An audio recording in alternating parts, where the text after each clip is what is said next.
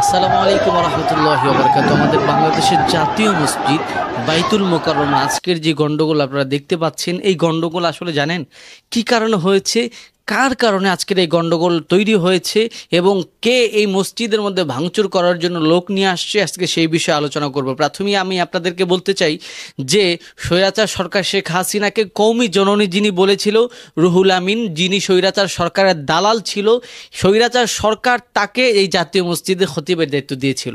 মূলত যখন বাংলাদেশ ছাত্ররা স্বাধীন করে আন্দোলনের মাধ্যমে, তারপর থেকে তিনি পলাতক ছিল। তিনি ভয়ে জাতীয় মসজিদে খতিবের দায়িত্ব পালন করতে আসে নাই, কারণ তিনি জানে তিনি সরকারের দালাল এবং তাকে যখন জনগণ পাবে ইচ্ছারম ধোলাই করবে। এতদিন পর্যন্ত তিনি আসে নাই। এতদিন পর্যন্ত ইসলামী ফাউন্ডেশন তাদের তত্ত্বাবধানে এক একজন খতিব দিয়ে পরিচালনা করছিলেন।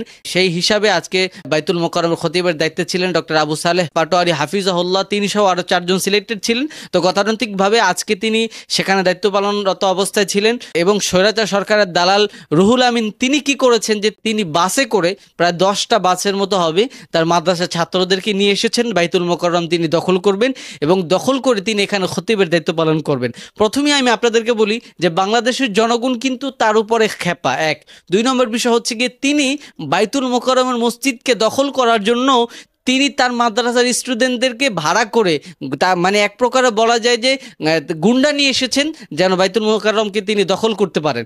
মূলত গন্ডগোলের জায়গাটা এখানেই হয়েছে এবং ডক্টর আবু সালেহ পাটোয়ারি হাফিজাহুল্লাহ তিনি যখন নামাজ পড়াতে ছিলেন তখন তাকে সেখান থেকে জোরপূর্বকভাবে সেখান থেকে সরানো হয় এবং তাকে সরানোর পরপরই মূলত সেখানে গন্ডগোল সৃষ্টি হয়।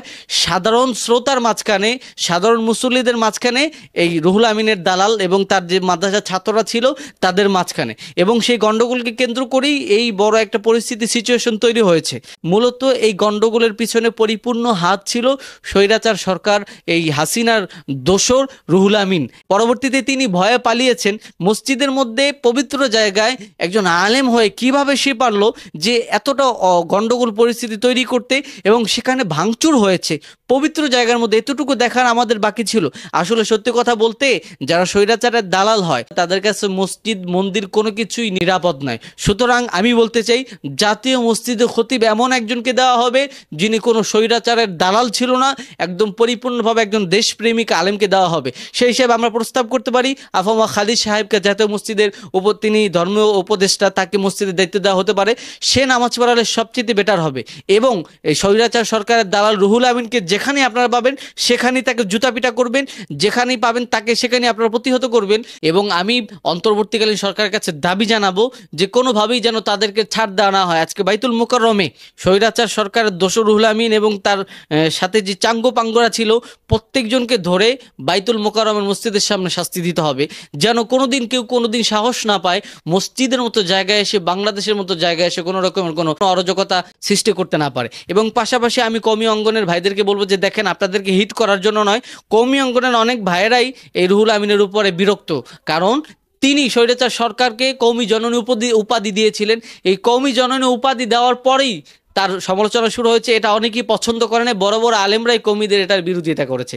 সুতরাং কোনোভাবেই কওমিদের বিপক্ষে আমি কথা বলেছি এটা বলার সুযোগ নেই। যারাই আজকে সেখানে গন্ডগোল করেছে বাইতুল মোকাররমে, সে যে কেউ হোক তাকে প্রতিহত করতে হবে এবং তাকে শাস্তির আওতায় আনতে হবে, এটা আমাদের দাবি।